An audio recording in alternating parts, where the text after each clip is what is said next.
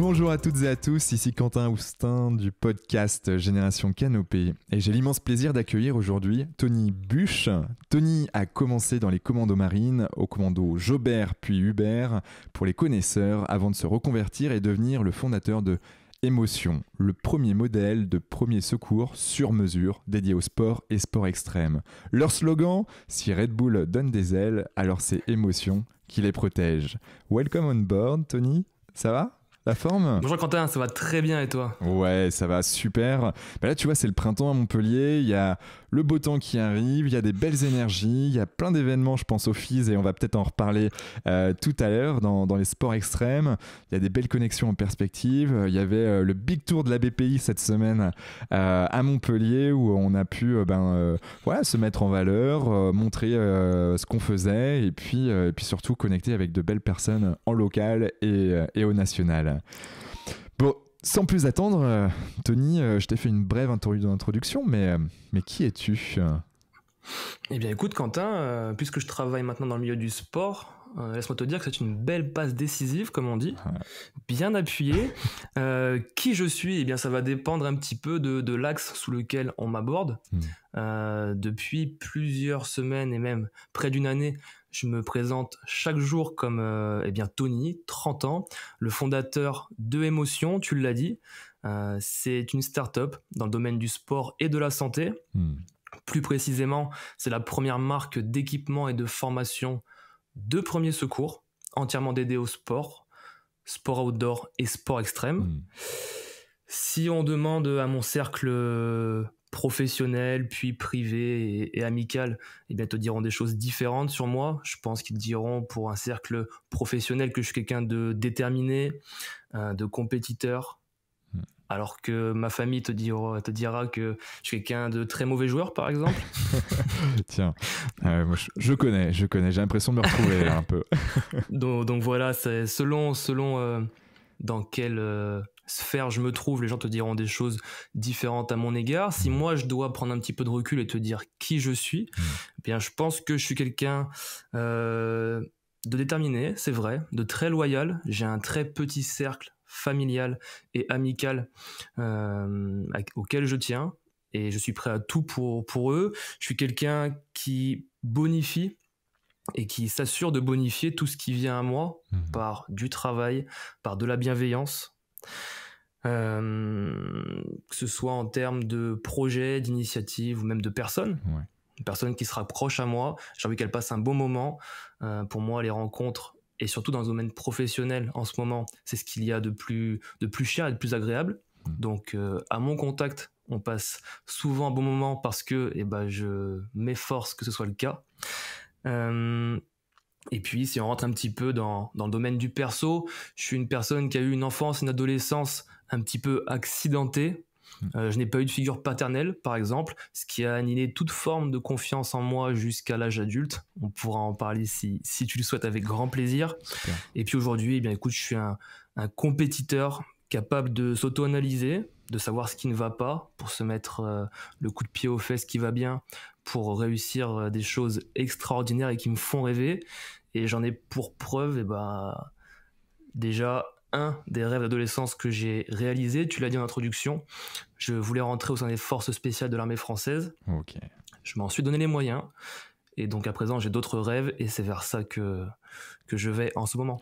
Ok, bon, déjà, belle introduction et merci de nous partager déjà tout ça. Plein de choses sur lesquelles j'ai envie de rebondir.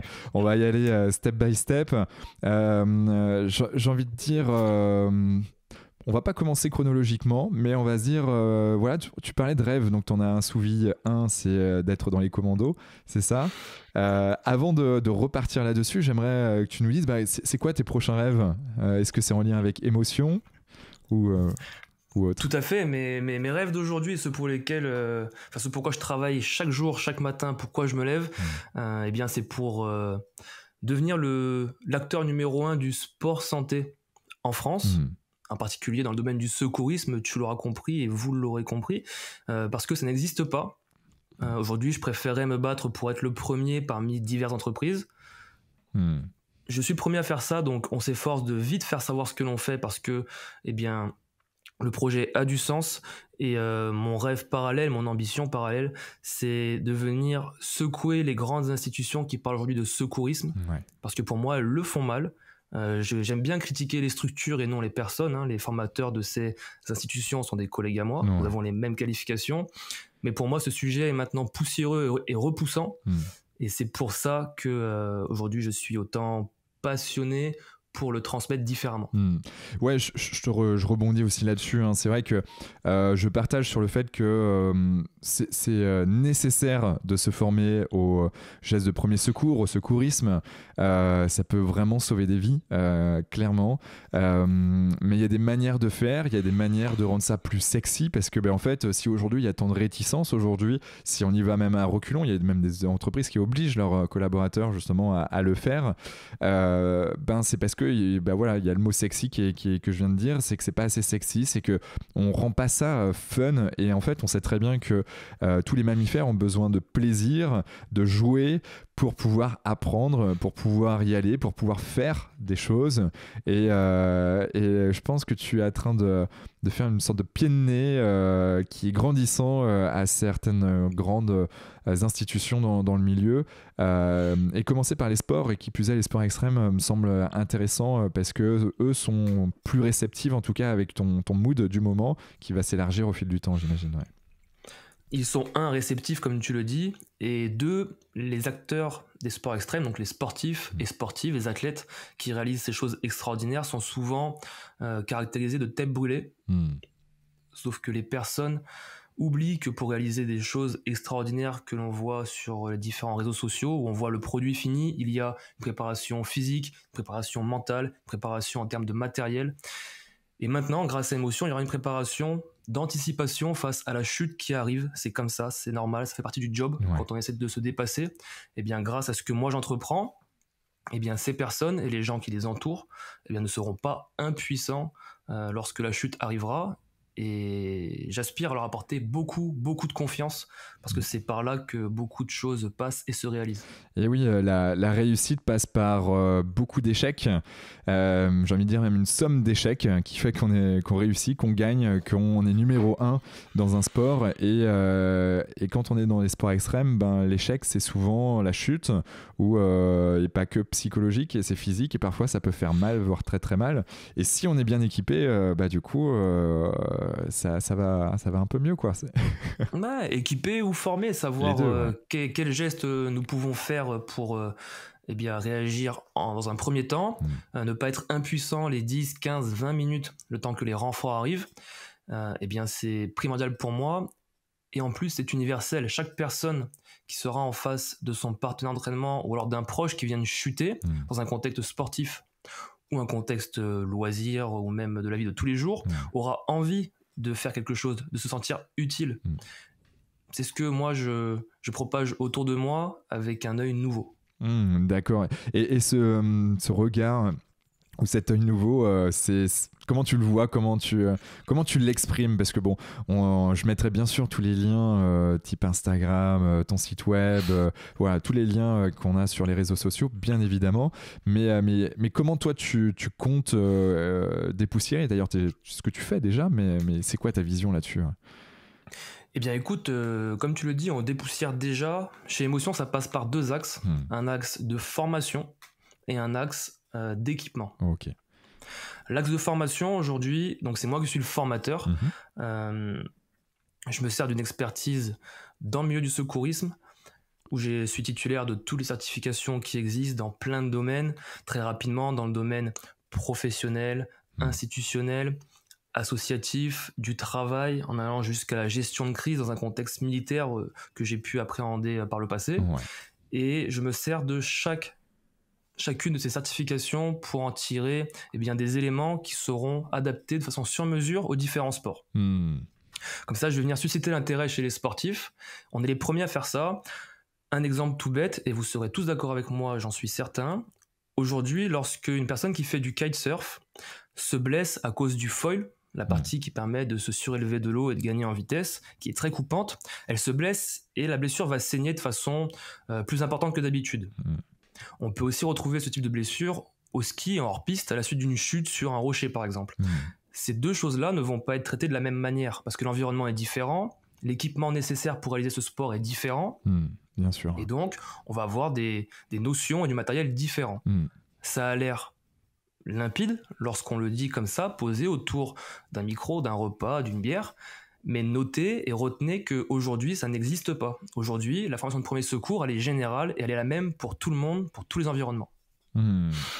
Ça, c'est le côté formation, associé à ma personnalité, à ce que moi, j'aurais aimé ressentir lorsque j'ai eu mes premières approches de secourisme, c'est-à-dire du divertissement, du jeu, tu l'as dit, c'est l'une des choses les plus importantes, le jeu. D'ailleurs, c'est par le jeu qu'apprennent les animaux à survivre dans la nature.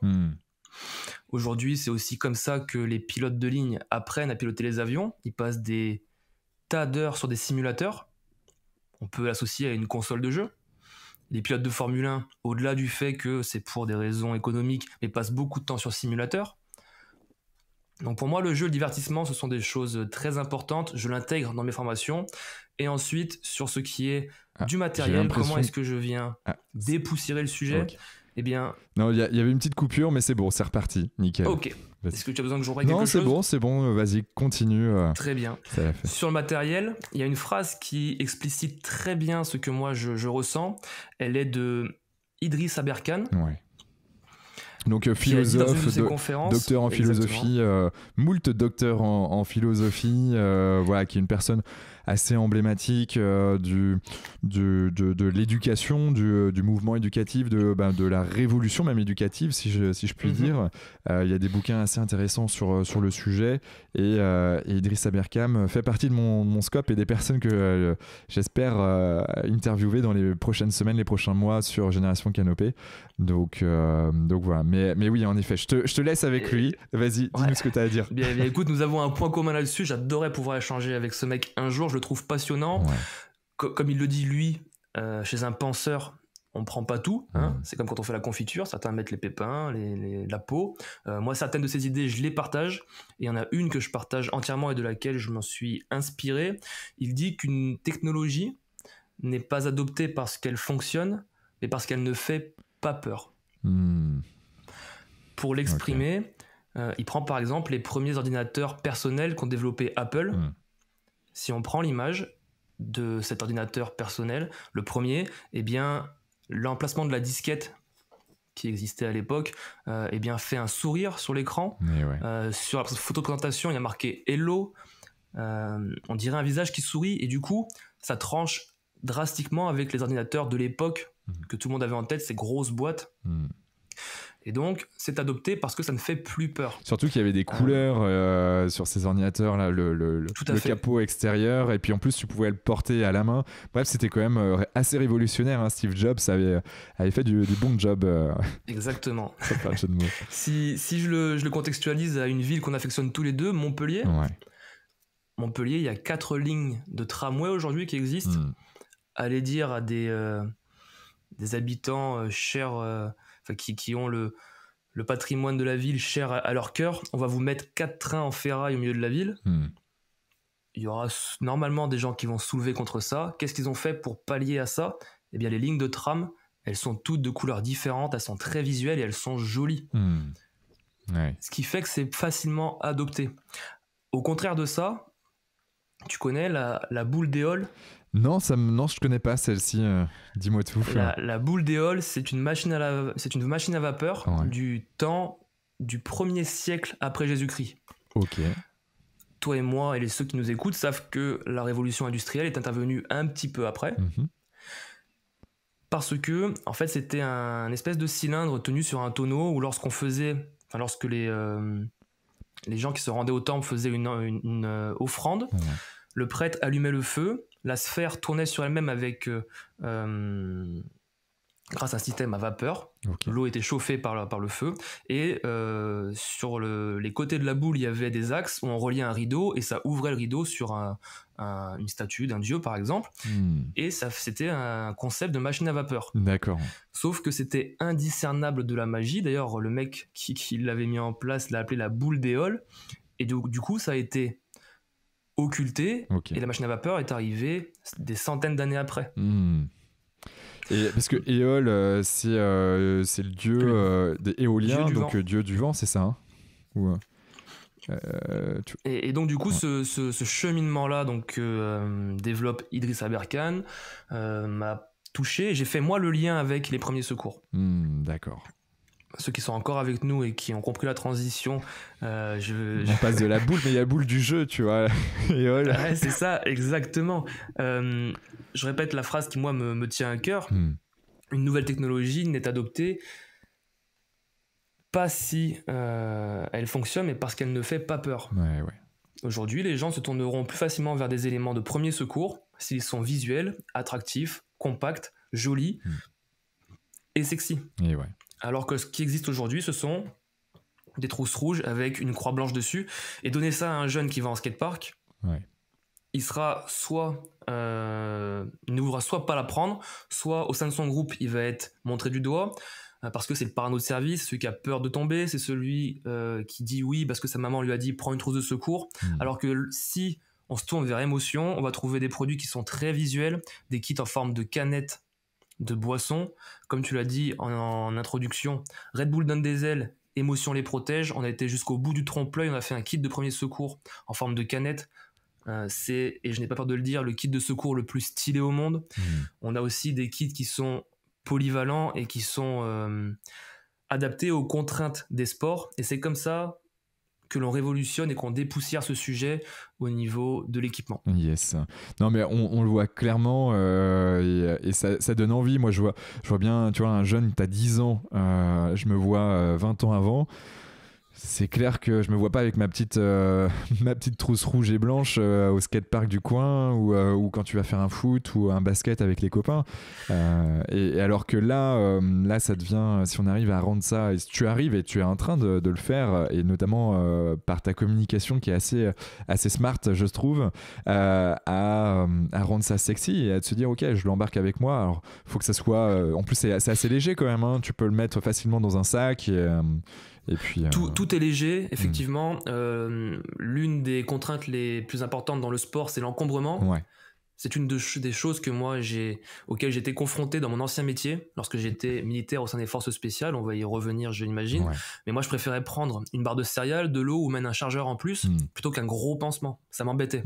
Je suis fan de sport à côté de ça, donc je connais les contraintes de ces sportifs et j'ai à cœur d'échanger avec eux pour connaître plus spécifiquement leurs contraintes et adapter les équipements de façon à ce qu'ils soient compacts, légers, étanches et au maximum très très design.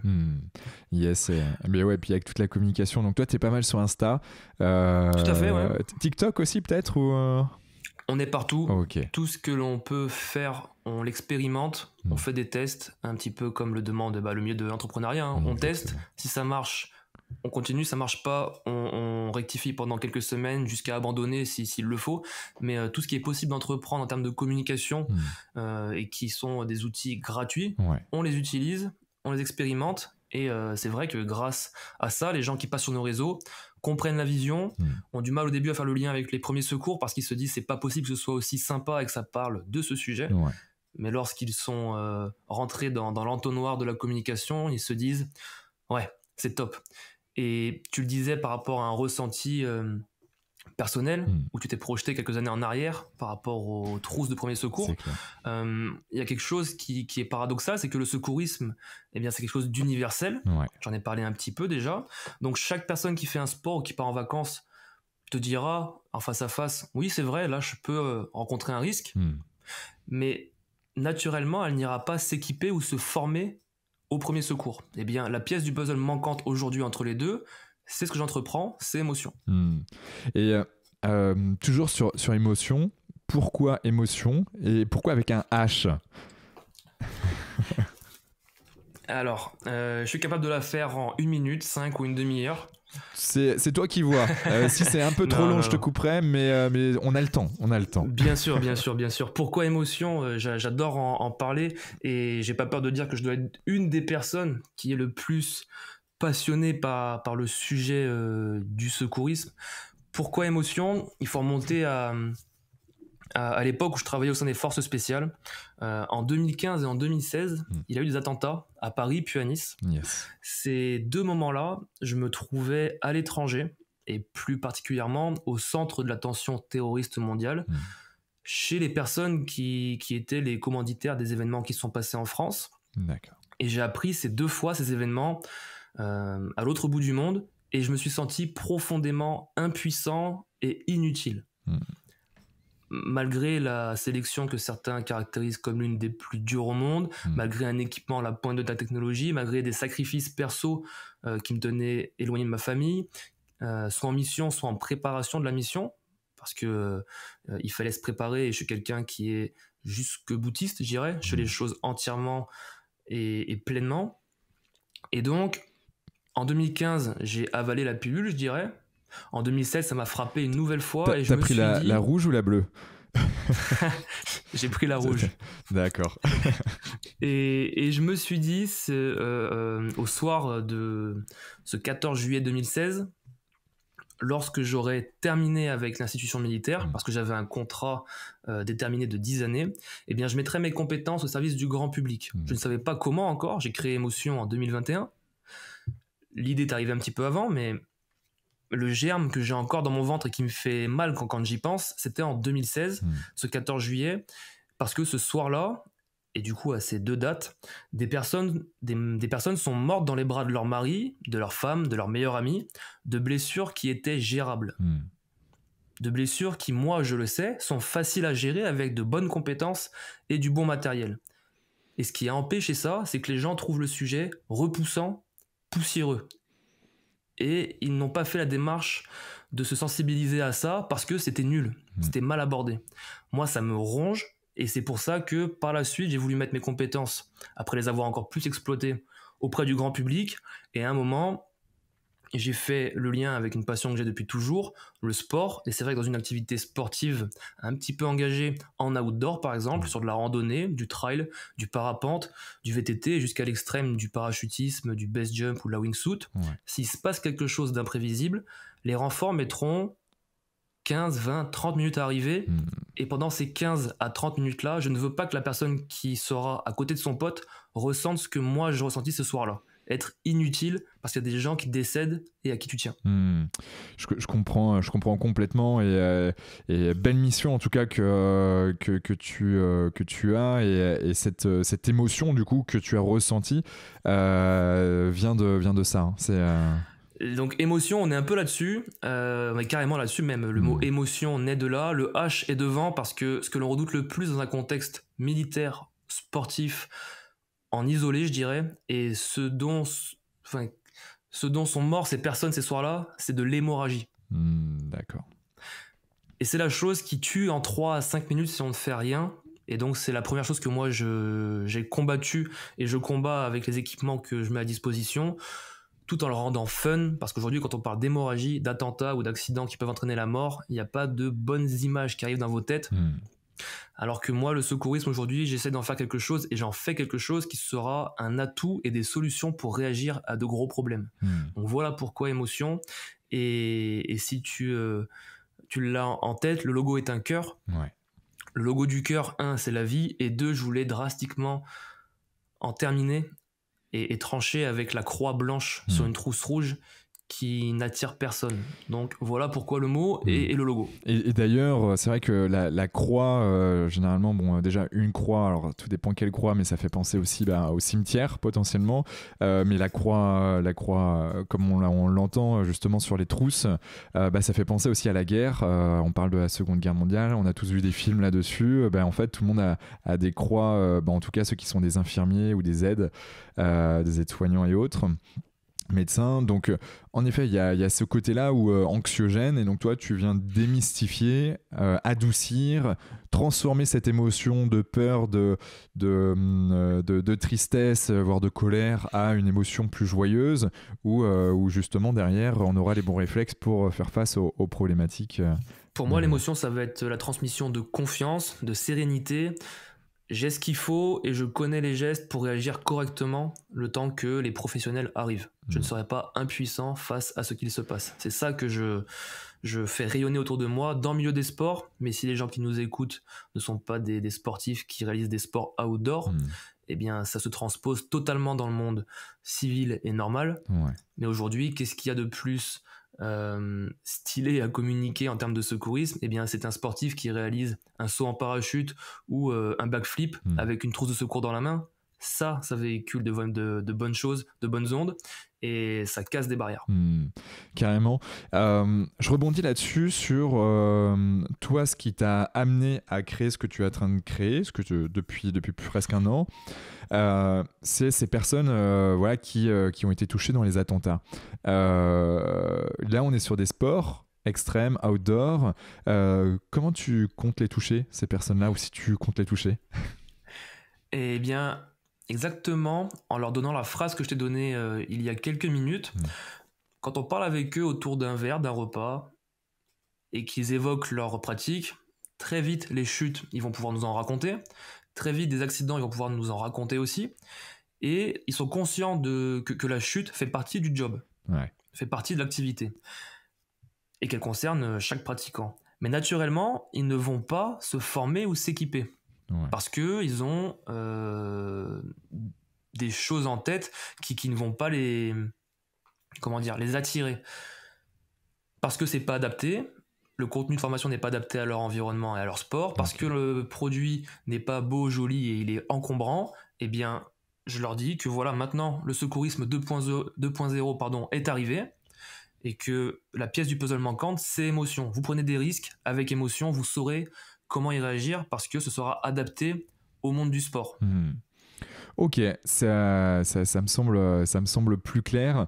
En tout cas, la com, bon, moi j'adore les sports extrêmes, donc et puis on voit qu'il y a des sportifs de haut niveau qui sont engagés, qui aiment la marque, hein, pour se mettre devant avec. C'est que ça plaît, donc tant mieux là-dessus. Tout à fait. Ok, Emotion bientôt. Emotion bientôt, Emotion, on y travaille et on est déterminé compétiteur, et donc on veut tout rafler, et je veux vraiment devenir le numéro 1 en France, puis en Europe, puis dans le monde. On n'est pas là pour faire de langue de bois. Si moi je me lève tous les matins, pas là pour enfiler des perles, hein, comme on dit. Voilà, si je me lève tous les matins et si j'entreprends des choses dans lesquelles je n'y connais rien, comme l'industrialisation, comme la comptabilité, le statut juridique, parce que je ne peux pas m'entourer encore, c'est dans le but de pouvoir créer de l'emploi, créer de bonnes choses autour de moi, et créer une équipe qui aura la même mission que moi. Parce qu'aujourd'hui, si on change le secourisme dans l'état d'esprit d'une personne et qu'elle s'équipe autre part, qu'elle se forme autre part que chez Emotion, moi, j'ai déjà gagné. Ça veut dire que quelque part, il y aura une personne qui aura fait la démarche de s'équiper ou de se former et qui saura réagir le jour où il ou elle sera dans la merde. Yes, ça me fait penser à un truc. J'ai des amis qui tiennent donc la Factory, Gravity. Donc c'est un cabinet dans l'innovation, et ils sont en train de développer ce qu'on appelle la Factory avec et notamment la Draft. Alors la Draft, c'est quoi? Je sais pas si tu en as entendu parler ou tu as vu des... Je suis actuellement en train de candidater pour la Draft. D'accord, bon ben nickel, pour avoir des sportifs dans ton pipe et potentiellement qui investiraient dans Emotion. Et tu parlais de sport extrême tout à l'heure, et je me permets de rajouter qu'il n'y a pas seulement les sports extrêmes, par exemple les sports collectifs. Je pense au football. Il y a pendant l'Euro 2020, il y a eu un joueur danois qui est très connu, qui s'appelle Christian Eriksen, milieu offensif, qui a fait un arrêt cardiaque sur la pelouse. Ses coéquipiers autour ne savaient pas quoi faire. Les médias, le lendemain, ont marqué dans les différents journaux et sur les sites web. Heureusement que ses coéquipiers étaient présents autour de lui rapidement, sinon il aurait pu avaler sa langue. Aujourd'hui, c'est des choses qui sont imprécises. On ne peut pas avaler sa langue. Et aujourd'hui, c'est communiqué comme ça. Grâce à Emotion, tu apprends pourquoi est-ce qu'on ne peut pas avaler sa langue et qu'est-ce qu'il faut faire. Et si sur un arrêt cardiaque, qu'est-ce qu'il faut faire? Et si les sportifs professionnels s'en préoccupent et disent que Emotion, c'est cool, eh bien ça pourra être répercuté dans des sports amateurs ou bien même juste à l'entraînement. Non, mais je partage complètement, et quand tu vois la remontada qu'il a eue, parce que cette personne-là, bon voilà, en effet, elle tombe sur le terrain, et quelques années après, alors je sais pas si c'est une année, Waouh, en une année, tu vois. Et là, il a marqué je ne sais combien de buts depuis qu'il a repris à jouer. Il est en première division, je crois, en première ligue. Ouais, il est revenu et il avait au début pas le droit de jouer dans un certain championnat parce que en Italie, Ouais. d'ailleurs, parce qu'il était à l'Inter de Milan. Pas le droit de jouer avec un pacemaker, donc il est allé dans son pays Donc le Danemark. natal, le Danemark. Puis il a joué. Ensuite, là, il est revenu au niveau de la première ligue, en première division, et il a marqué. Et sur les éliminatoires de la Coupe du Monde avec le Danemark, il a marqué aussi. Donc le moment était très émouvant. Et ouais, c'est une belle revanche sur ce qui aurait pu lui arriver. Ouais, très émotionnel. Et ouais, carrément. C'est quoi ta North Star? Ton big dream, c'est quoi le truc que tu projettes Sur émotion ou dans ma vie en général? Ce que tu as envie de dire. Moi, mon grand rêve, pourquoi je travaille et la vie que je m'imagine dans 10 ans, lorsque j'aurai 40 ans, c'est de pouvoir être libre. Être libre, ça passe par une liberté financière, ça passe par pouvoir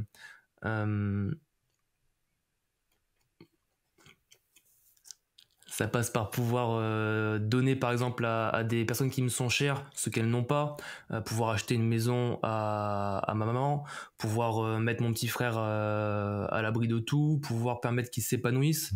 Voilà, moi mon big dream c'est vraiment de pouvoir faire du bien autour de moi et de partager une réussite que j'aurais acquérie tout seul, parce que ça me plaît d'aller au charbon tout seul et avec mon équipe. Mais si je le fais, c'est parce qu'à un moment, j'ai envie de partager avec mon cercle d'amis et familial privé. Ok, mais en tout cas c'est une belle North Star, c'est un beau rêve et en effet cette liberté, je pense que voilà on est beaucoup à courir après. Déjà l'entrepreneuriat c'est une forme de liberté. Liberté un peu plus de penser, de créer, de développer, d'aller au charbon comme tu dis, comme on en a envie, sans contrainte, et ça, ou du moins avec des contraintes potentiellement clientes, mais bon ça fait partie du job. Mais waouh, en tout cas merci pour ton partage. Et donc du coup toi tu te vois où à 20 ans? Parce que là dans 10 ans tu es libre financièrement, mais du coup de 10 à 20 ans après, donc c'est-à-dire de 40 à 50 ans, qu'est-ce que tu comptes faire? Tu comptes développer la marque Émotion? T'as d'autres idées en tête ou...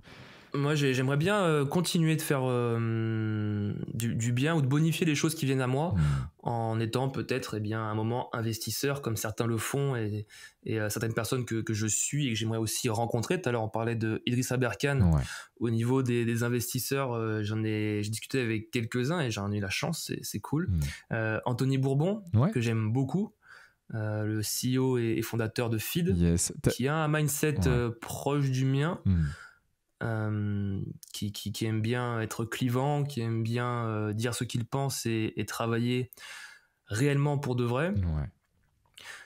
Ouais, à 20 ans, j'aimerais pouvoir continuer à être bienveillant envers les autres et à faire profiter de mon expérience que j'aurais acquérie les 20 prochaines années. Yes.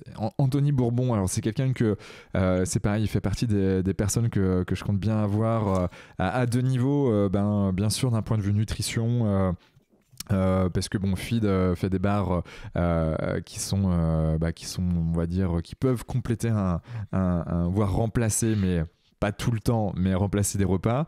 Mais il a un mindset de malade, il a une envie dévorante de se développer, de développer son entreprise, d'accompagner les gens, ceux qui sont même vraiment presque dans la rue. Et ça, c'est assez beau, c'est même très beau, et ça fait sens avec ce qu'on est en train de développer avec Canopé. Donc, lui aussi fait partie du scope. Il n'y a pas de raison, tu les rencontreras et je les rencontrerai aussi, parce qu'on travaille dans ce sens-là, et inconsciemment, quand l'objectif initial est éloigné, eh bien, les étapes qui nous mènent jusqu'à cet objectif se font quasiment naturellement, parce que inconsciemment, tu travailles dans un sens où on va être obligé de rencontrer des personnes, et des personnes qui fondamentalement nous ressemblent. Yes. Et Anthony Bourbon, tu t'es allé le voir pour qu'il finance Émotion, ou c'était dans quelle démarche? Bon, t'as le droit de Anthony ne pas Bourbon, répondre. moi j'ai. Non, bah, bien sûr, j'adorerais qu'il puisse prendre part au projet un jour, mais j'ai pu échanger avec lui grâce à une question que j'avais, une question précise que je garderai secrète. Une question, et ça m'a appris quelque chose, c'est que des personnes que l'on pense inaccessibles le sont en fait accessibles, pardon, sous réserve d'avoir une question qui est assez précise, une question qui est assez bien pensée aussi, parce que je suis pas de ceux qui pensent qu'il y a toujours des bonnes questions, hein, il y a aussi des questions de merde, mais quand la question est bien précise et qu'elle est adressée à la bonne personne, on a souvent des réponses parce que ça prend pas un mail de 50 lignes à répondre. 3 lignes suffisent à nous faire continuer cette idée, ou alors à changer d'axe. Et moi, grâce à la question que j'ai envoyée à Anthony Bourbon, où j'ai eu une réponse de lui-même, hein, via son adresse mail professionnelle, eh bien, j'ai pu avoir un retour, et c'est top de pouvoir toucher des personnes comme ça que tu penses au début inaccessibles, ou tu penses que ce sera une boîte automatique qui te répondra tiens, prends ton code promo de 10%. Ouais, ça m'étonne pas. Et bah, en tout cas, ça fait sens avec le personnage, si je puis dire. Et puis hâte de pouvoir en savoir un peu plus sur lui. Et j'ose espérer qu'on l'aura sur notre podcast. Ok, bon, déjà des belles choses qui ont été dites. J'aimerais qu'on refasse un retour en arrière. Ton premier rêve, ou un de tes premiers rêves en tout cas, c'était de partir à l'armée, et qui plus est dans les forces spéciales. Comment ce rêve est né, et quelles ont été les étapes pour parvenir à ce rêve ?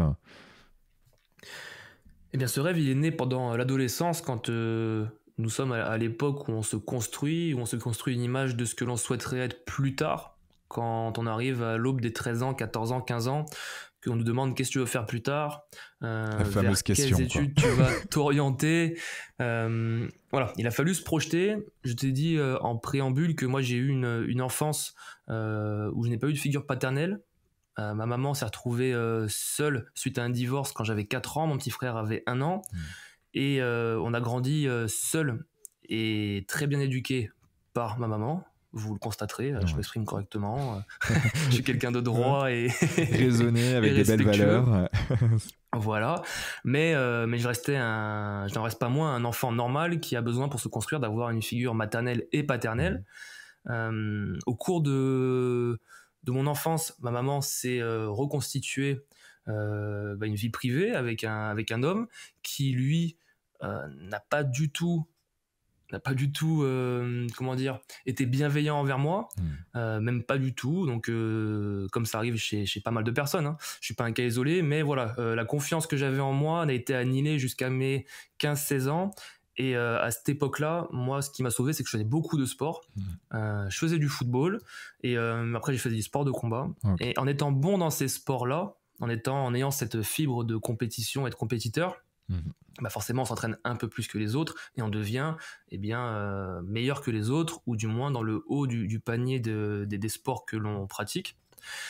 Et ça m'a redonné une certaine confiance en moi, et je me suis dit, bon Tony, maintenant qu'est-ce qu'on fait ? On va où ? Ta maman et ton cercle privé est rarement de bons conseils, je dirais perso. Moi, elle transposait ce qu'elle voulait de mieux pour moi, donc comme tout papa et maman, je pense qu'elle voulait que je sois avocat, médecin, notaire, bref, une bonne situation pour me mettre à l'abri. Ils veulent le meilleur pour nous, quoi qu'il arrive. Ça, on a du mal à le comprendre sur le moment, hein. Et moi, le premier, quand ça a été le cas pour moi, il y a des choses que tu comprends pas quand t'es à cet âge-là, et pourtant ils font tout pour toi, et c'est qu'après que tu prends un peu plus de hauteur, et que tu peux leur dire tout merci. à fait. Et moi, c'est pas ce que je souhaitais de suite. C'est pas cette recherche-là à tout prix de la stabilité financière et de la liberté financière qui m'attirait. Moi, à ce moment-là, j'ai projeté une vision de moi dans le futur qui s'est apparentée aux personnes qui travaillent au sein des forces spéciales de l'armée. Quel était ce profil ? Eh bien, une personne qui était humble, sûre de ses forces, de ses compétences et de ses capacités, qui pouvait switcher d'un moment de détente à un moment de sérieux ultime, qui pouvait cumuler un grand nombre de compétences et les aligner bout à bout d'un moment A à un moment B pour réaliser une action définie. Et c'est ce que moi je recherchais, c'est ce que je voulais pour moi. Et donc, eh bien, je me suis rapproché non pas de l'armée, mais bien de ce qui se faisait de mieux dans l'armée, c'est-à-dire les sections des forces spéciales. Ça existe aussi dans la gendarmerie et c'est beaucoup plus médiatisé. On parle du GIGN. D'accord. Donc voilà, c'est ce même cercle-là du commandement des opérations spéciales. Et moi, j'ai choisi la marine. Et pourquoi la marine? Puisque ce sont des questions qu'on me pose aujourd'hui lorsque j'interviens en université ou même auprès de plus jeunes. Une fois que les questions qui sont de l'ordre du fantasme sont passées et qu'il y a des questions plus rationnelles qui me viennent à moi. Pourquoi la marine? C'est parce que lorsque j'ai étudié le sujet, ce sont les seuls, donc les marins des forces spéciales, ce sont les seuls qui peuvent sauter en parachute, donc c'est-à-dire cumuler le domaine aérien, qui peuvent arriver depuis la mer ou le domaine subaquatique, donc ça fait domaine aérien, domaine maritime, et qui font également des opérations à terre, comme du contre-terrorisme, du renseignement ou même de la libération d'otages. Donc pour moi, j'avais identifié ça comme étant la version ultime que je pouvais atteindre dans le futur et la personne que je voulais être. Donc voilà pourquoi je suis rentré dans ce domaine-là très précisément. Et ok, et comment tu y arrives? Parce que pour sûr, il y a quelqu'un qui va nous écouter et qui va vouloir en fait te ressembler, en tout cas vouloir y aller. À minima, quelqu'un qui connaît quelqu'un, statistiquement. Donc comment on y arrive? Quelle est la démarche et quelles sont les épreuves à passer? La démarche déjà elle est personnelle, c'est-à-dire qu'il y a une démarche d'apprentissage et de sourcing, je dirais, de l'endroit où on veut aller ou du moins des sélections que l'on veut réaliser. Puisque ça va être une des questions qu'on va avoir à l'entretien, parce que le physique, on peut s'en donner les moyens, il n'y a pas de problème, et on va y revenir, c'est une part importante, mais tout le monde a le physique, ce qui fait la différence, ça va être l'endurance par rapport aux épreuves physiques qui s'enchaînent, au manque de sommeil et autres, mais aussi les entretiens qu'on va avoir avec des psychologiques et les instructeurs, qui vont eux mettre à l'épreuve notre motivation. Donc si jamais je veux rentrer dans les commandos marines mais que je ne connais pas leur origine, combien étaient les seuls Français à débarquer le 6 juin 44, pourquoi le béret est vert, etc. Je ne serais pas crédible. Donc la première démarche, c'est déjà de bien identifier où est-ce que je veux aller, qu'est-ce que je veux faire, être bien certain que c'est ce qui se fait toujours à l'heure actuelle, parce que depuis quelques années, je dirais 3, 4, 5 ans, il y a une refonte de ces unités. Donc ce qui est marqué sur Wikipédia n'est pas forcément bon, et on peut tout de même avoir nos réponses en cherchant sur divers sites, diverses sources. On a tous un ami d'un ami qui est militaire, qui connaît, machin. Donc on peut avoir ce sourcing et ces infos. C'est comme tout dans la vie. C'est la première démarche à avoir. Je me permets de te couper, mais c'est comme tout dans la vie, quand on veut vraiment quelque chose, quand on est obsédé presque et que c'est ça et rien d'autre, il faut vraiment être dans l'action, il faut vraiment mettre toutes ses chances de son côté pour réaliser ses rêves. Et il n'y a rien de plus frustrant de regarder sa vie quand on aura 60, 70 ans, 80 ans, peut-être même avant pour certains, de se dire waouh, en fait j'avais des rêves, je les ai pas réalisés, j'étais à deux doigts de pouvoir le faire, mais parce que je n'ai pas eu la motivation, parce que je suis pas allé jusqu'au bout, et ça a échoué et je m'en mords les doigts maintenant. Donc non, c'est bravo, et ça c'est important. Ouais. Et encore, c'est un petit peu des choses non tangibles, je dirais, tu sais, de dire à 70 ans, 80 ans, on va se retourner et on se dira ça. Les gens qui pourraient se dire bon c'est loin, ou alors c'est des phrases bateau ou des phrases qu'on peut entendre à droite et à gauche, et tu le confirmeras, je le pense, lorsqu'on fait une seule action dans nos vies, perso, pro, une seule action, on peut mesurer dans la semaine ou dans les 10 jours qui suivent des ondes qui se propagent. Si je fais la démarche d'envoyer un mail alors que j'ai pas envie, qu'il est 17h, la réponse qui va arriver 6 jours après, si elle est positive, ça va débloquer des choses et ainsi de suite. Et ouais. C'est vraiment important d'aller déjà au bout de ses objectifs. Des fois même c'est dur. J'en parlais avec Loïc Soubéran de Swile mardi dernier, où où j'ai échangé justement sur... on était en train de discuter du sport. Tu vois, je disais que je faisais du sport tous les matins, je me levais et j'y allais. Elle me dit, mais franchement, il y a des matins, c'est super dur quand même. Je dis, bah ouais, c'est super dur. Mais par contre, je sais quels sont les effets bénéfiques que ça va avoir sur mon corps et sur mon esprit pendant la journée. Et si c'est vraiment dur, j'ai mes petits hacks qui vont être de la musique qui est juste à côté de... Voilà, j'ai mon casque Bose à côté de ma tête d'oreiller, on va dire sur ma table de chevet. Je le récupère et puis ça y est, en fait, il y a toute la chimie de mon corps qui est repartie et qui va faire son sport de manière automatique. Et en fait, c'est ça, c'est essayer de trouver aussi parfois des hacks quand c'est un peu trop dur, mais d'y aller quand même, parce qu'on est toujours content du résultat et de se dire ouais, en fait, j'ai bien fait. C'est souvent le cas. Ça me parle carrément ce que tu dis.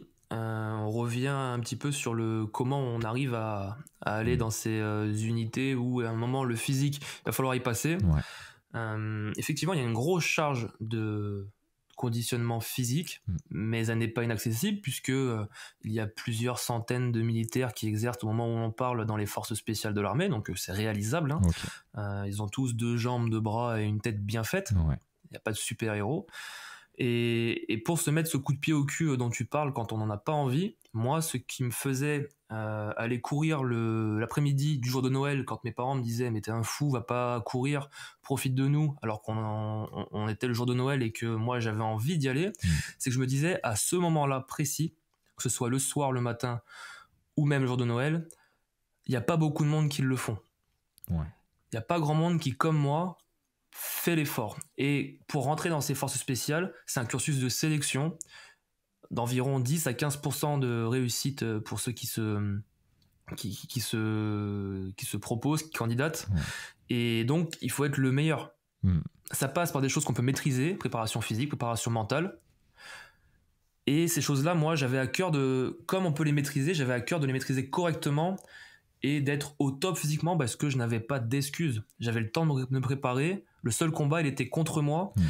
Et des fois, les gens parlent de mental. Je suis pas tellement d'accord avec ça. C'est pas le mental qui est impressionnant pour se lever le matin ou pour réussir des sélections très, très sélectives. Pour moi, c'est l'objectif qui est bien déterminé et qui est assez loin.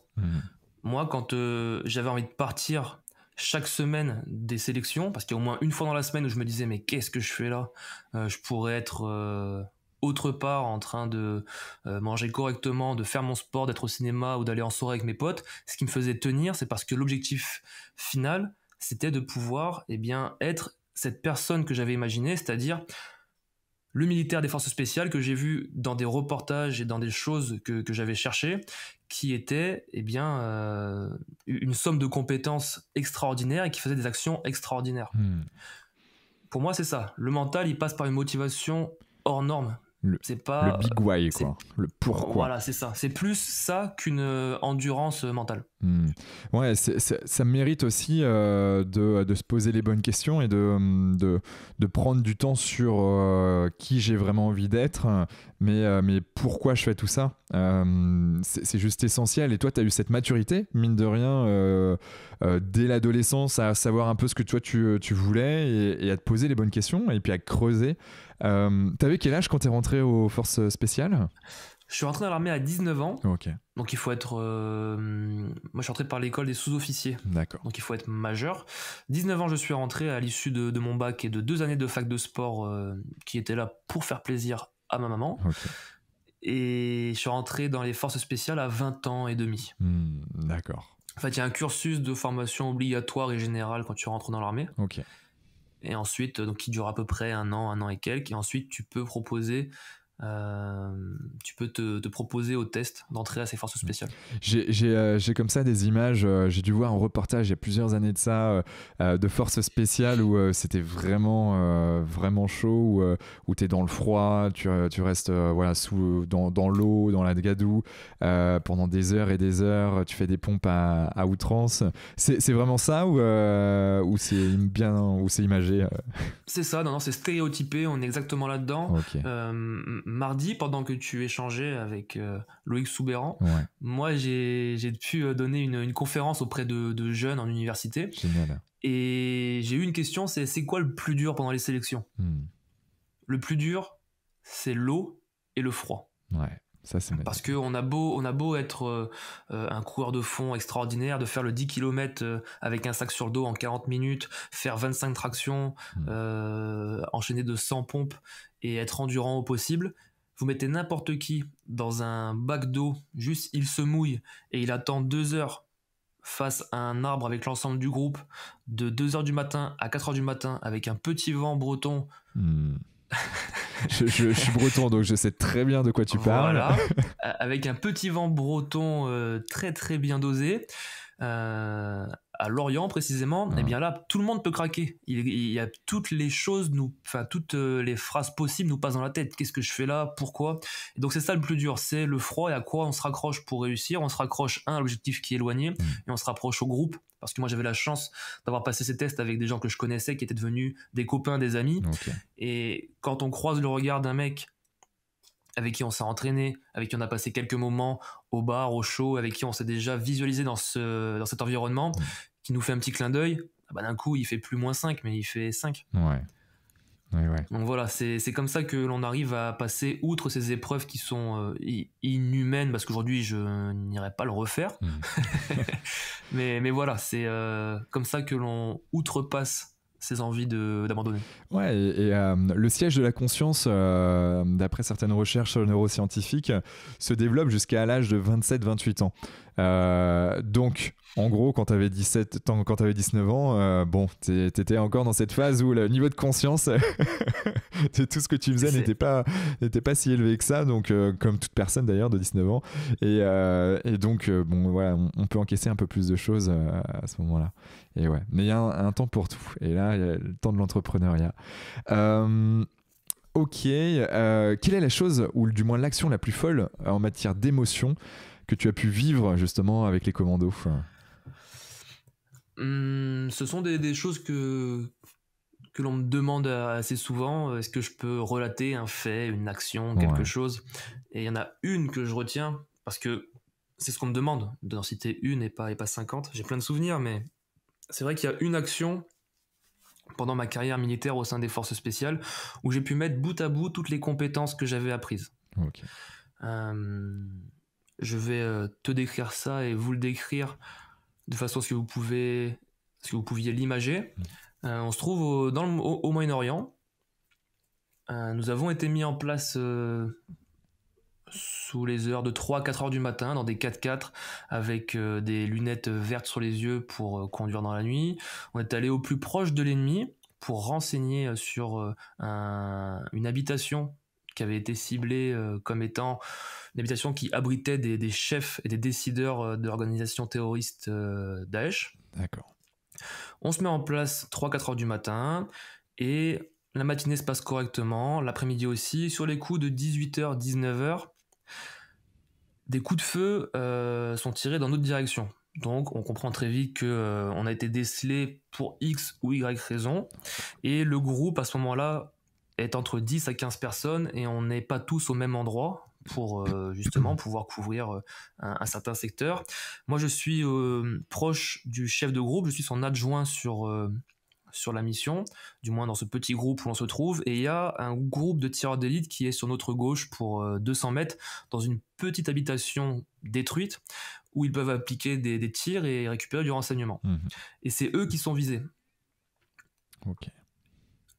Le chef de groupe fait son job, c'est-à-dire qu'il entretient les communications avec la hiérarchie. Il fait bouger donc les personnes qui sont sous ses ordres sur le terrain, mais à un moment, il y a trop de choses à faire pour lui.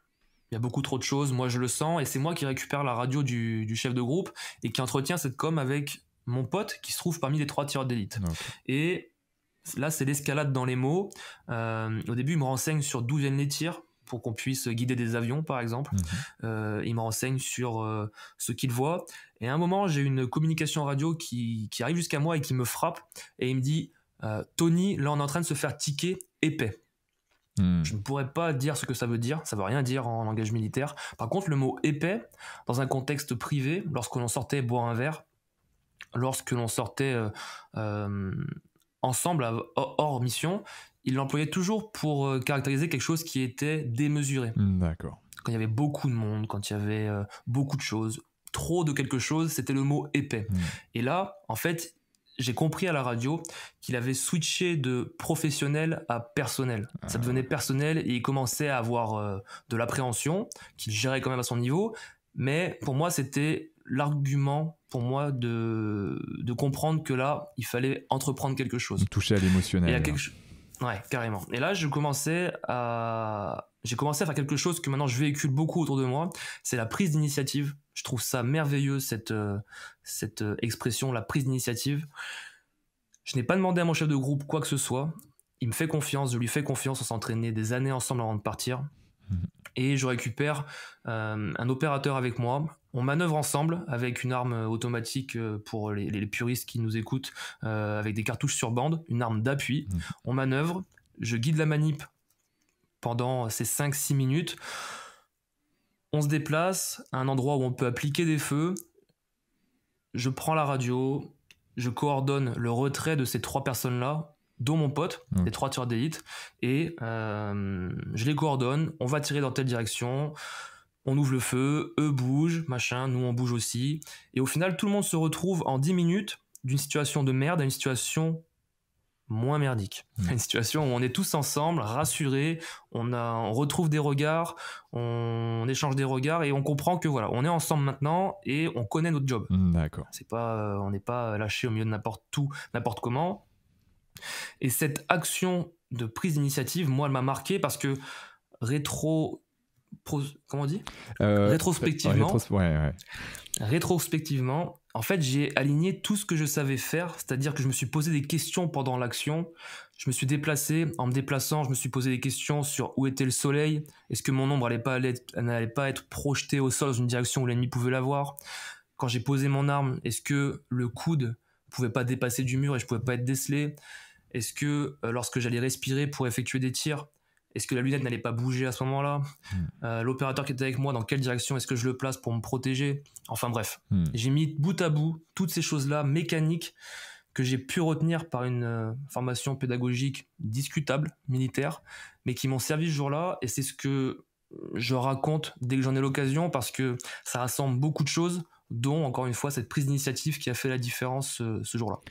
Ok, waouh, c'est alors moi j'imagine tout de suite, là, j'ai le petit film qui s'est déroulé dans ma tête pendant que tu nous racontais tout ça.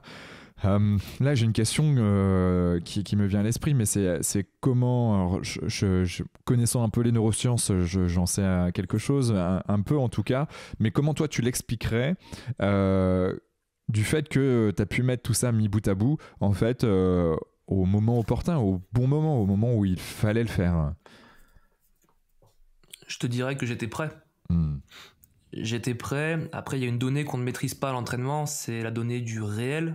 Bien que le cerveau ne fait pas la différence entre ce qui est réel et pas réel, et c'est pour ça qu'on peut se mettre dans des conditions de préparation proches de ce qui arrivera le jour J, mais avoir des impacts de balles ou des tirs dans notre direction, personne ne pourra dire ce jour-là je réagirai correctement. Je me suis mis en mode quasiment automatique et conscient, et j'avais quelque part dans ma tête toutes ces réflexions qu'on m'a faites dans le domaine militaire. À chaque fois que je me plaçais quelque part à l'entraînement, à chaque fois que je faisais une action à l'entraînement et on me disait est-ce que ton doigt il est sur la queue de détente, est-ce que ton arme elle dépasse pas, les fois où j'ai pris des coups de pied au cul parce que mon coude il dépassait du mur, les fois où on m'a dit là tu regardes dans quel secteur et quel secteur est dangereux pour toi, les fois où j'ai pris une claque derrière la tête parce que quand je me suis déplacé mon ombre était au sol et je l'avais pas vu.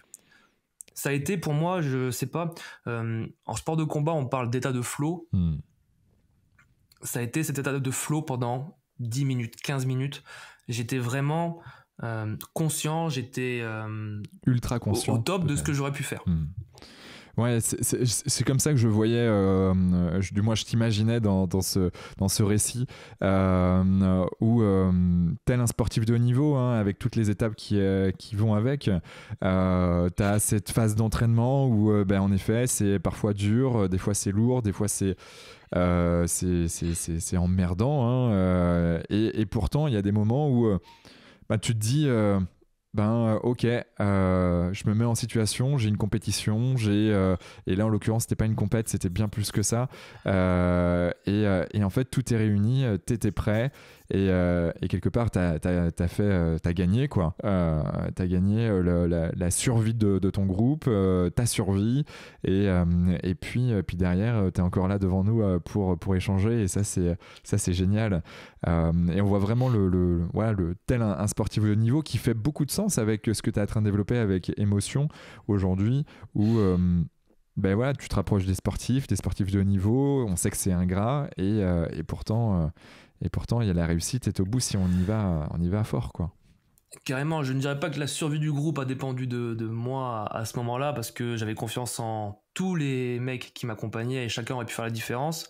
Par contre, ce que je sais, c'est que j'ai pris une décision à un moment où il fallait en prendre une, et à un moment où si j'étais resté bouche bée ou médusé face à ce qui se passait, eh bien la situation aurait évolué dans un sens ou dans l'autre.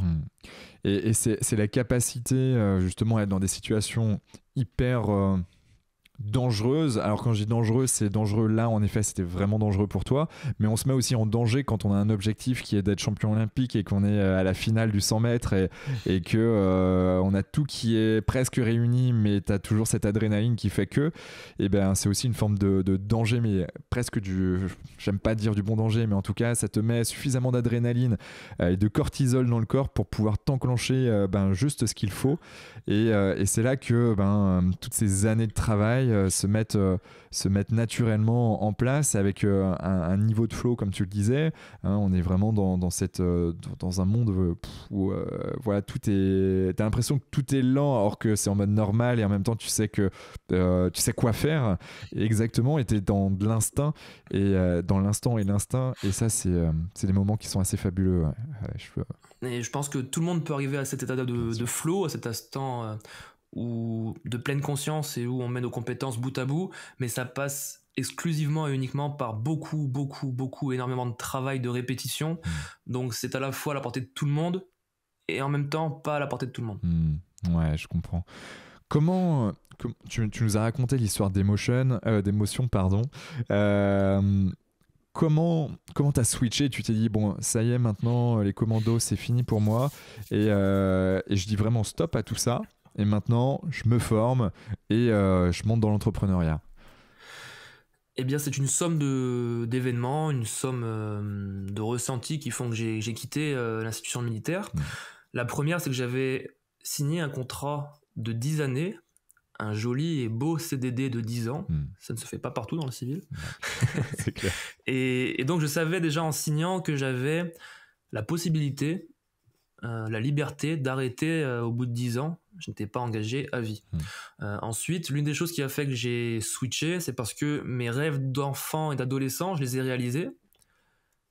Okay. D'une part en rentrant dans ces unités, d'autre part en réalisant des actions que moi j'imaginais, que j'avais vues dans des reportages, des activités également comme du parachutisme, de la plongée, du bateau, des exercices de contre-terrorisme, de libération d'otages, tout ça je l'avais fait, donc j'étais vraiment avec une sérénité et une plénitude maximale.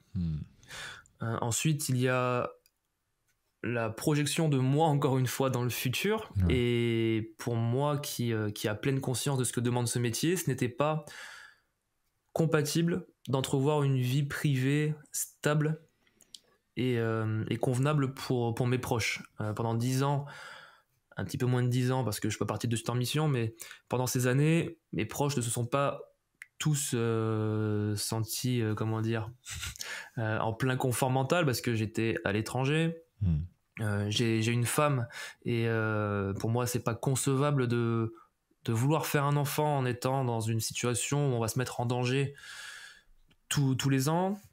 Ça, c'était aussi une des choses qui a penché dans la balance de on reste ou on s'en va. Il y a également aussi un lien et un ressenti par rapport à la hiérarchie dans le domaine militaire, où moi, ça me devenait peu à peu quelque chose de contraignant pour moi, même si c'était le contrat, hein. Je suis rentré dans l'armée, je connaissais ce qui m'attendait, mais j'avais pas le même état d'esprit à 19 ans qu'à 29. Ouais.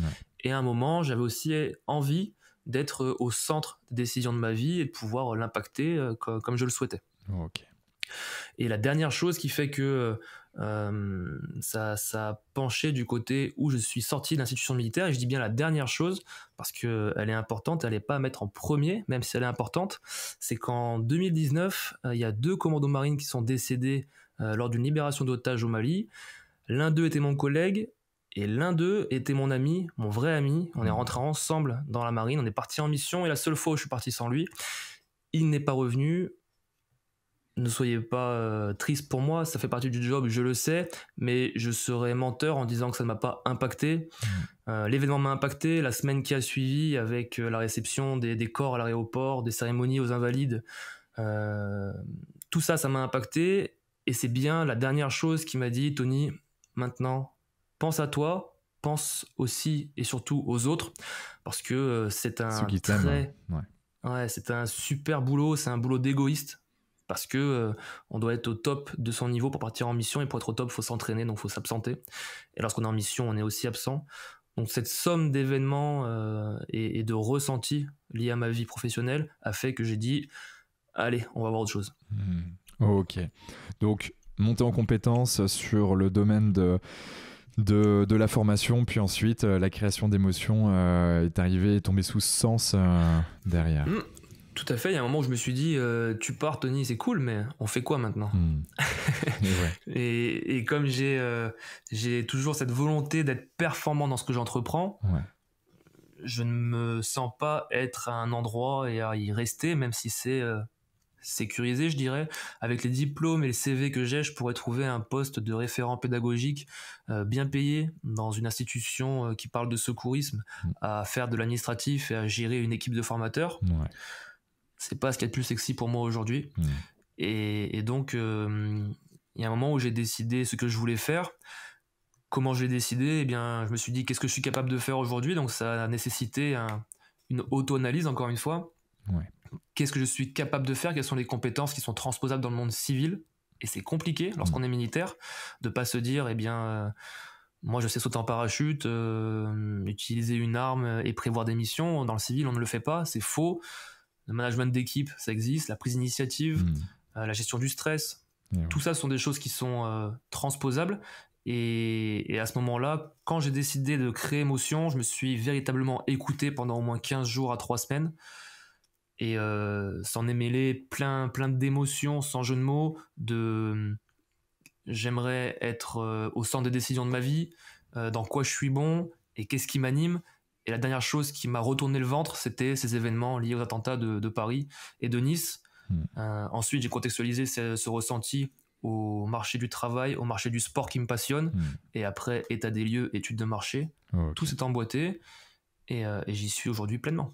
Super. En tout cas, bravo pour tout ce que tu as fait jusqu'à présent. Et ce n'est que le début du commencement, comme on le disait avant cet épisode. 2 choses qui me viennent à l'esprit là, juste avec tes derniers mots. La première, tu parlais de gestion de stress. Comment on gère le stress quand on est quand on est sur le terrain, proche de l'ennemi, si je puis dire, de terroristes. Comment on s'entraîne au stress dans les forces spéciales françaises? On s'entraîne au stress en s'entraînant, en se confrontant à ce qui peut se passer. Et je dirais même, parce que j'ai pu le verbaliser comme cela dernièrement, le stress que je rencontrais en mission est un stress que tout le monde peut rencontrer, parce que ça reste du stress. Et aujourd'hui, je prépare mes prises de parole en public, donc au-delà de 10 personnes. Je prépare ces prises de parole, ce stress que tout le monde peut ressentir, ce trac, je le prépare de la même façon que lorsque j'étais en mission, ou alors confronté à un événement qui faisait naître du stress en moi. Ça passe par de la respiration, par de la visualisation, par se conforter dans ses compétences et dans sa légitimité. Et c'est cette somme-là de préparation, je dirais, mentale, effectuée au préalable, qui font que le stress est gérable. Donc, en mission, on a confiance en ses partenaires déjà, on a confiance en son entraînement, et ensuite, les missions sont assez bien faites et assez bien pensées pour être prévues, et on sait vers quoi on va être confronté. Donc là, c'est un travail personnel de visualisation, d'échange avec ses partenaires, et tout ça fait que le stress est gérable, alors qu'aujourd'hui, j'ai pas de partenaire, j'ai pas d'équipe de 10 personnes autour de moi pour me dire t'inquiète, ça va le faire. Et Pour le on moment, travaille tous pour dans le le même moment, ça va sens. venir. Aujourd'hui, on est deux avec Brendan, si jamais il écoute ce podcast. Nous sommes deux et on a la même état d'esprit, mais quand je me confronte à aller rencontrer des personnes qui ont un pouvoir décisionnaire comme des élus, quand je me confronte à des jurys lors de programmes d'incubation, lorsque je me confronte à des grands enjeux, eh bien, j'utilise ces compétences qui ont été directement transposables dans le monde normal et dans mon monde à moi, qui sont, comme je l'ai dit, la visualisation, l'entraînement, la répétition et surtout me conforter dans le sens où je suis le meilleur, je suis au bon endroit et il n'y a pas de raison que si j'ai travaillé comme il le fallait, ça ne se passe pas comme prévu. La respiration, tu fais de la cohérence cardiaque, c'est ça? Exactement, Okay. c'est le terme exact. Tu fais la technique 3-6-5 du docteur David O'Hare ou c'est pendant 5 minutes? Non, j'effectue un cycle de 5 minutes. Ouais. Alors peut-être que tu vas me dire que c'est cette chose-là que je fais, hein, mais je prends ces 5 minutes où j'adopte un rythme de respiration que j'ai appris grâce à la cohérence cardiaque. Et je sais qu'en 5 minutes, j'ai effectué ce cycle-là et je suis apaisé. Yes. Bah, le docteur David O'Hare, qui est un Américain et qui avait lancé ça dans les forces spéciales américaines. Et en fait, c'est 3-6-5 pour 3 fois par jour. 6 inspirations, 6 expirations par minute pendant 5 minutes. Et donc... ouais. C'est ce que je fais, mais juste sur 1 minute. Je suis pas assez patient pour le faire 3 fois dans la journée. D'accord. Mais en tout cas, à minima 1 minute, apparemment, on commence à optimalement, je sais pas si ça se dit, mais en tout cas, de manière optimale, c'est pendant 5 minutes. Où là, tu diminues drastiquement le niveau de cortisol, l'hormone dite du stress. Mais déjà, de le faire rien qu'1 minute, c'est déjà vachement bien. Mais en tout cas, voilà, c'est comme un muscle. Et puis plus on s'entraîne, plus c'est facile et plus on va avoir ce réflexe le moment venu quand on est en situation de stress de le mettre en place. Je parle vite fait de la visualisation. Toi, tu visualisais quoi en fait? Tu visualisais la mission, c'est ça? Oui, tout à fait. En fait, dans une mission au sein des forces spéciales, elle est séquencée. Ouais. J'étais souvent responsable d'une séquence, donc il y a déjà celle-ci que je visualisais. Ouais. Et je visualisais aussi l'action générale et l'action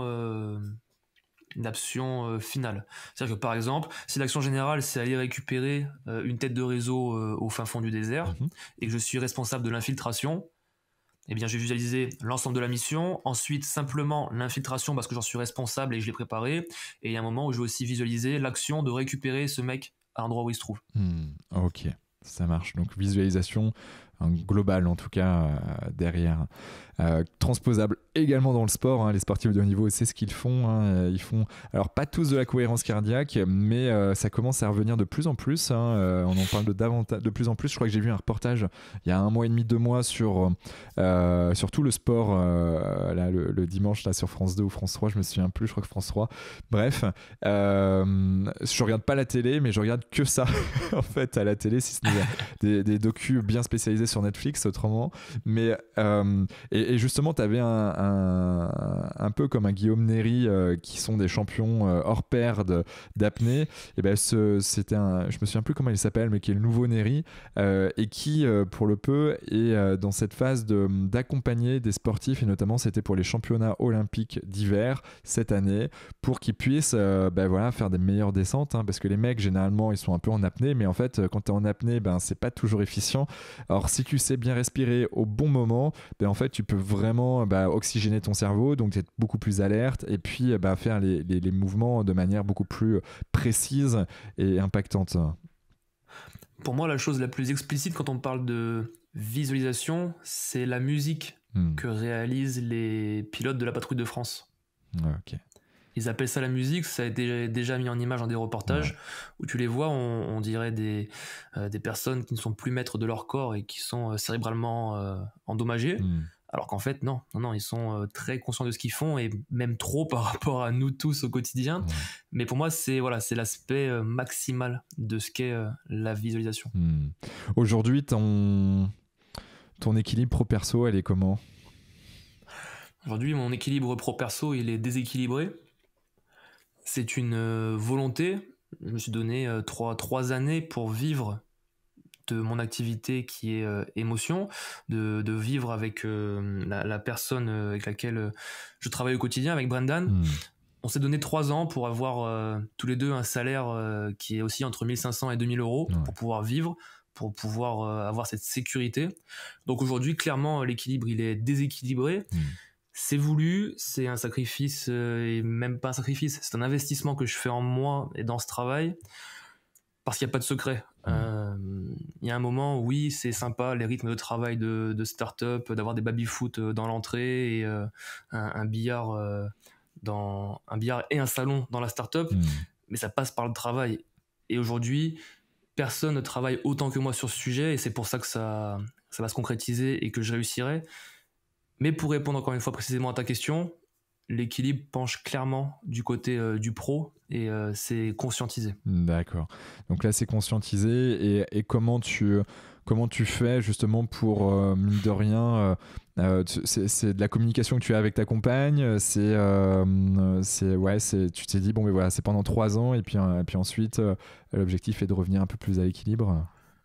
Tout à fait, ça passe par de la communication, c'est indéniable, c'est indispensable. J'ai la chance d'avoir une femme en or et il n'y a pas non plus de secret. Si on est ensemble et si on est ensemble depuis un certain temps, c'est parce qu'on se ressemble et on se comprend. Elle était avec toi dans les commandos, quand tu étais dans les commandos? Ouais, tout à fait, tout à fait. Elle était avec moi lorsque j'étais dans le domaine des forces spéciales, donc on a toujours communiqué. Aujourd'hui, moi, je suis franc avec elle, comme je l'ai été depuis le début. Quand elle a choisi de se mettre en couple avec moi, je lui ai dit, écoute, moi, je fais ça. Ça veut dire qu'il y a ça comme contrainte. Eh bien, elle les a entendues, elle les a acceptées. J'ai fait le même processus avec elle au moment où il a fallu se reconvertir. Je lui ai dit, écoute, moi, je pourrais très bien trouver un travail à 2000 euros maintenant et être malheureux le reste de ma vie. Ou alors réaliser un rêve qui me tient à cœur maintenant, du moins essayer de tout mettre en œuvre pour qu'il se réalise. Par contre, voilà les conditions, ça va être comme ça pendant quelques temps. Et elle l'a écouté, a donné son ressenti, on a fait des compromis chacun de notre côté. Et aujourd'hui, je passe des moments avec elle régulièrement. Tous les soirs, je fais l'effort, même si j'en ai envie, je fais l'effort de couper pour de vrai. J'ai la chance qu'elle travaille dans le commerce, donc elle finit tard, elle finit à 19h, elle est des fois là à 20h, donc ça me laisse le temps vraiment d'aller au bout des choses. Elle est pas là à 18h, tu vois, donc à 20h, je coupe tout et je recommence le lendemain. Quand j'ai besoin de me lever plus tôt, elle dort, donc je me lève à 5h, c'est réglé. Sinon, je me lève en même temps qu'elle. Je passe un petit moment au petit déjeuner et puis voilà, c'est des choses simples de la vie. Et on prévoit surtout ce qui est pour elle, je dirais peut-être même des objectifs, des points, des lignes imaginaires dans l'année. On prévoit des vacances ensemble qu'elle définit avec son employeur, puisqu'elle est dans le secteur privé. Et bien voilà, elle a posé une semaine de vacances au mois de juin. Moi, j'ai la liberté de pouvoir isoler cette semaine-là dans mon planning.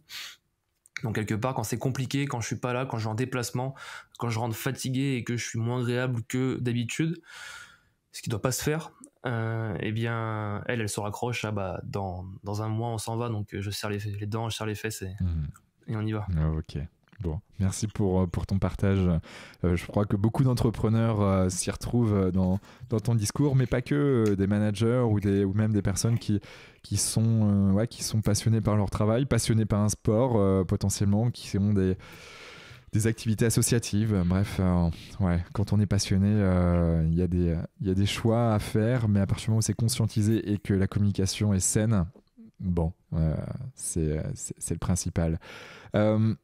Ok, comment tu fais toi pour rester en bonne santé physique et mentale? Parce que pendant les commandos, tu faisais du sport, tu étais entraîné, mentalement vous étiez suivi. Aujourd'hui là, ça y est, vu que tu as lâché tout ça, comment tu fais toi? J'ai lâché le domaine de l'expertise militaire et du quotidien des forces spéciales, mais je n'ai pas lâché le sport. J'en faisais avant, j'en ai fait toute ma jeunesse et j'en fais encore aujourd'hui, et c'est à ça que je me raccroche. Parce que moi, le sport m'apporte une condition physique, donc une bonne santé. Ça m'apporte aussi un bon conditionnement mental, ça m'apporte de la confiance en moi.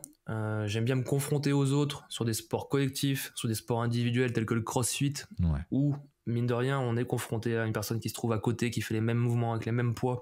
Donc j'aime beaucoup me mettre en compétition avec les gens qui sont autour de moi. Et pour être en bonne santé, effectivement, de mon côté, ça passe exclusivement par le sport que je m'astreins à faire n'importe quand, même si j'avoue avoir des faiblesses durant l'hiver. Je ne suis pas un homme de l'hiver. J'ai passé beaucoup de temps en mission entre le mois de novembre et le mois de février, donc l'hiver, ça fait 10 ans qu'il est entre parenthèses. Cette année, je dois dire qu'il m'a bien gratté, et je trouve même qu'il est long, parce que j'ai mis un short et une chemise dès qu'il a fait chaud, et dans la foulée, on a pris une claque de froid. Mais voilà, je m'astreins à ce moment qui est un moment de détente et un moment en même temps de défoulement lié au sport. D'accord. Et aujourd'hui, la journée type, c'est quoi du lever au coucher de Tony? Moi, je me lève très tôt. Ouais. C'est quoi très tôt? Je me lève très tôt, il y a sûrement des gens qui se lèvent plus tôt que moi. Je me lève à 6h, 5h30, 6h. Ok. Parce que le matin, je suis terriblement efficace. Je suis une machine de guerre le matin. Je peux abattre un nombre de tâches incalculables qui me paraissent être un fardeau la veille. De 6h à midi, allez, à 13h, je suis vraiment un bolide bien motorisé. Et après quand je mange, l'effet de la digestion me fait pas trop de bien, mais du coup je suis déjà sur des tâches qui sont moins contraignantes en termes de dépenses mentales, je dirais, et d'attention. Ensuite je vais au sport dès que j'ai digéré, donc je vais au sport, et ça c'est un confort d'être dans ce domaine de l'entrepreneuriat, d'aller au sport en plein milieu d'après-midi, c'est top. Donc on va dire 15h, 15h30 jusqu'à 16h30, 17h, je suis au sport. Ok. Musculation, crossfit, footing, vélo, quelque chose dont j'ai envie, parce que c'est important de s'écouter et de faire du sport plaisir aujourd'hui. Je ne fais plus du sport pour me préparer à des sélections physiques, donc j'ai une certaine exigence envers moi-même, parce que j'ai des performances qui me restent en tête que je faisais avant, et comme on est tous un brin fiers, quand je commence à être bien au-delà de ça, c'est ce qui me pousse à m'entraîner. Et ensuite, une fois que le sport est fait, je cale tous les coups de fil possibles et inimaginables de 17h à 19h, 19h30. D'accord, ok. Et ensuite, ta compagne arrive, on break. Tu break. Tu te couches vers quelle heure? 23h. Oh, ok. Donc tu dors 7 heures, quoi. Moi, je dors 7 heures, exactement. Et des fois, puisque ma compagne, elle se lève à 7 heures, après elle repasse dans la chambre, du coup je vous dévoile un petit peu mon intimité, mais elle repasse dans la chambre pour s'habiller. Donc quand je rentre de déplacement, comme je l'ai fait cette semaine, mardi je suis rentré tard, je suis rentré à 1h je crois, je sais que le mercredi, je peux rester au lit, et à 8h dans tous les cas elle va revenir, donc au plus tard, à 8h je suis levé, et au plus tôt à 5h30 je suis dans l'ambiance. Ouais, il y a cette notion, mine de rien, qui est importante d'avoir son quota de sommeil, et l'entrepreneuriat nous le permet, et ça c'est quand même assez exceptionnel quand même, mais d'avoir si on dort 5 heures ou si on dort 7 heures, 7h30, 8 heures, ça n'a pas du tout le même effet, et on passe pas la même journée derrière, donc ça... Exactement. Et le dimanche, j'essaye de faire la marmotte. Samedi, moi je coupe, là on a parlé du rythme quotidien, mais mon rythme hebdomadaire, le samedi à 16h, allez, 16h. Déjà le samedi c'est cool, j'adore bosser le week-end, même si je bosse pas beaucoup, mais il n'y a pas de sollicitation extérieure. Tu fais quelque chose, il n'y a pas une notif de mail qui arrive et qui au final tu sais qu'elle est importante, donc tu délaisses ce que tu fais. Le samedi à 17h max, je coupe tout, et je reprends le dimanche soir avec mon call avec mon pote là. Voilà, on va avec mon associé, on fait un point pour la semaine qui arrive à 18h. Donc voilà, je coupe une journée, quoi. Ouais, mais c'est hyper important d'avoir un temps off, de prendre du recul, et puis ça permet de choisir, ou en tout cas de faire de prendre des meilleures décisions dans les jours qui suivent. Et ok, et puis mine de rien, moi aussi j'adore bosser le week-end, parce que tu vois, toujours dans la notion de que ça soit le matin ou que ça soit l'hiver, le 25 décembre, pendant que ceux qui sont en train de manger et de boire, toi tu fais ton sport, tu es en train de bosser, et ben en fait tu as cette satisfaction mine de rien d'être un peu déconnecté des autres et de prendre du temps sur les autres. Moi j'aime bien cette sensation aussi, je comprends parfaitement la sensation. Quelle est la place de la spiritualité chez toi ? Eh bien, elle n'est pas très très très bien répandue dans ma vie. Ouais. La spiritualité, je dirais que c'est même quelque chose qui est proche du néant. Moi, je pourrais quasiment rapprocher la spiritualité, du moins l'associer à la cohérence cardiaque. Okay. Je dirais que pour moi, c'est ça, même si ça ne l'est pas. Mais je ne le pratique pas. Je n'ai pas envie de l'essayer, même si je sais qu'il peut y arriver que du bien, mais comme je te disais, je suis pas quelqu'un de très patient qui arrive à se poser ou à trouver le temps de faire ce genre de choses. Donc je vais pas mentir, je ne suis pas au contact de ce concept-là. D'accord, donc t'as des croyances particulières, toi, qui te font, ou même qui te font avancer, tu vois, par exemple, t'es dans le down, tu sais que t'as pas d'énergie ni quoi que ce soit, donc tu m'as parlé un peu parce que t'as le big dream, le rêve, la mission, mais est-ce que tu te dis un mantra particulier, par exemple, quand ça va moins bien, parce qu'on est tous des êtres humains, il y a des moments où ça va moins bien, il y a des trucs que tu te dis comme ça ? Régulièrement ça va pas bien, c'est normal, et il y a des doses de ça va pas bien. Quelque chose que l'on souhaite qu'il se réalise et qui se réalise pas, ça peut ne pas aller bien. Un mail qui au final ne va pas dans mon sens, ça peut ne pas aller bien pendant quelques temps. Moi le mantra, du moins la chose que je me répète inconsciemment, c'est ça va marcher, tout ce que je ne sais pas c'est quand. Et j'en suis persuadé que ça va marcher, parce que même si au départ j'ai pu avoir des doutes, dès que je présente ce que je fais aujourd'hui à n'importe quel rang de la société, qu'il soit décisionnaire ou utilisateur, tout le monde me dit ce que tu fais c'est quand même cool. C'est quand même cool, je suis preneur du concept, preneur de la vision. Donc ça on me l'a répété pendant 2 ans. C'est quelque chose que j'ai en tête. Donc dans 2 ans, ça veut dire dès lors que j'ai eu l'idée jusqu'à ce que je l'ai concrétisée, jusqu'à aujourd'hui la présenter devant des gens importants, décisionnaires ou alors des assemblées. Donc moi ce que je me dis quand ça va pas, c'est que déjà c'est aussi normal que tout ne tourne pas correctement, mais ça va fonctionner. Tout ce que je ne sais pas, c'est quand. Et lors d'un podcast que j'ai partagé avec Sébastien Breneau, qui est l'host du podcast Parlons de votre mental, lui m'avait verbalisé ce que je viens de te dire, et m'avait dit oui, c'est les 3 T, le travail, le talent et le temps. Et tu peux simplement maîtriser le travail qui est ta somme de travail. Le talent, c'est acquérir des compétences et te spécialiser. Par contre, le temps, tu ne peux pas le maîtriser, et c'est la somme de ces 3 T qui font qu'à un moment tout s'assemble et forme le Big Dream. Et exactement, on parle des fameuses 10 000 heures qui sont quand on fait 10 000 heures d'un sport, 10 000 heures d'entrepreneuriat, 10 000 heures de je ne sais quoi. En fait, on devient un expert, et là, tout devient plus facile. Et encore une fois, dans ces 10 000 heures, il y a quoi ? Il y a tout ce que tu viens de dire. Il y a le travail, il y a le temps, et il y a le talent qui arrive. Et je comprends complètement ce que tu dis. Merci pour ton partage. Où est-ce qu'on te contacte ? Facebook, Insta, TikTok, LinkedIn ? Exactement, tous les réseaux sociaux que l'on peut connaître, on est identifié comme étant émotion.fr ou émotion.france, sous réserve que ce soit disponible. Et avec un H, hein, émotion. Avec un H, bien évidemment. Émotion avec un H.fr ou .france.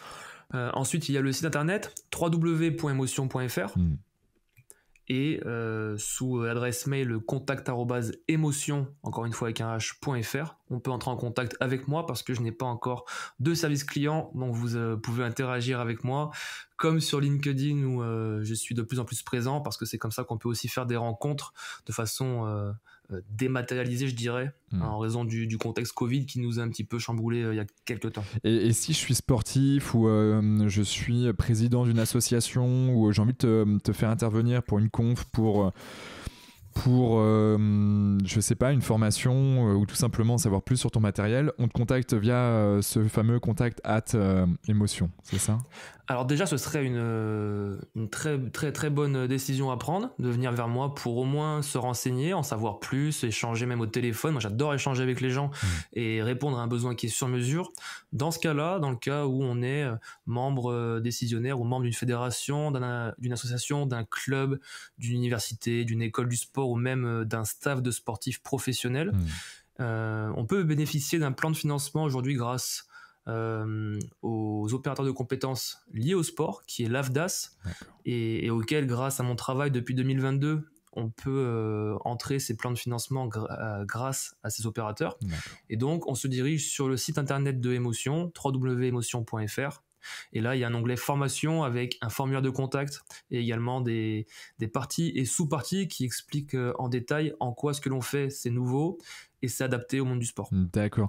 Et du coup, cette subvention, ça permet de faire ça de manière quasiment gratuitement ou avec une prise de participation, ou comment ça se passe? Exactement. Généralement, c'est totalement gratuit et c'est totalement pris en charge. Aujourd'hui, pour le vulgariser, moi, je l'explique en disant on reçoit tous des SMS sur nos téléphones perso, droit de formation CPF. Et bien, chaque structure aujourd'hui a le droit de former ses adhérents ou ses salariés grâce à un droit à la formation qui est commun et auquel elle cotise chaque mois. Dans le milieu du sport, Tout à fait, grâce à l'opérateur de compétences qui est l'AFDAS. D'accord, ok. Bon, on mettra tout ça dans les notes du podcast, quoi qu'il arrive. As-tu un dernier mot à dire à nos auditeurs ?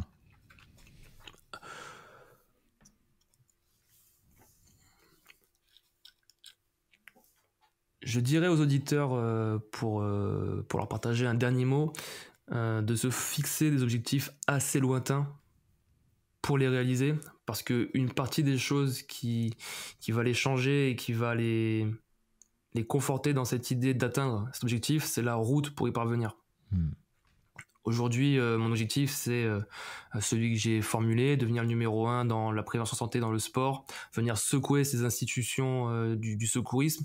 Mais entre deux, je rencontre des sportifs professionnels, je rencontre des idoles que j'avais dans ma jeunesse, des gens que j'ai idolâtrés, et je n'aurais pas pu le faire sans ce projet Émotion. Aujourd'hui, on échange ensemble et on s'est rencontrés autre part que sur ce podcast, et ça a été un super moment. Tout ça, c'est parce que l'objectif est assez lointain et que les étapes qui me mèneront jusqu'à la réalisation de ce rêve méritent toutes d'être vécues. Et tout se fait avec le cœur. Émotion. Ce jeu de mots. Bon, en tout cas, merci infiniment, Tony. C'était un chouette moment, un chouette partage de belles pépites, de belles projections, des solutions concrètes, actionnables. Merci Tony. Et puis toutes celles et ceux qui nous écoutent encore, je vous souhaite une belle journée, une belle soirée, une belle nuit. Je sais qu'il y en a qui m'écoutent avant de se coucher. Donc voilà, à très bientôt. Rendez-vous la semaine prochaine. Et encore vraiment merci Tony. Ciao. Merci à toi Quentin, à bientôt. Je t'en prie. Salut. Bravo. Vous avez écouté cet épisode de Génération Canopée jusqu'au bout. Merci de le partager à au moins 3 personnes autour de vous et de nous mettre une note 5 étoiles avec un gentil commentaire. Au-delà d'en avoir besoin pour être dans le top des classements, c'est hyper important pour nous. Pourquoi ? Parce que ça nous permet de toucher un maximum de personnes qui méritent d'être plus heureuses, en meilleure santé et plus performantes. D'autant plus que plus nous aurons d'abonnés, plus nous pourrons attirer des personnalités exceptionnelles avec tout ce qu'elles ont à nous apporter. Et si vous souhaitez passer un cap dans votre vie, pour être plus heureux, améliorer significativement votre niveau de santé et ou devenir plus performant, toute l'équipe de Canopy est prête à vous bichonner comme il se doit. Vous n'avez qu'une seule chose à faire. Créez votre profil sur canopy.com, Canopee.com, si ce n'est pas déjà fait, et faire votre check-up bien-être. Du contenu gratuit et des praticiens vous y attendent. C'était Quentin Aoustin et je vous embrasse. Ciao.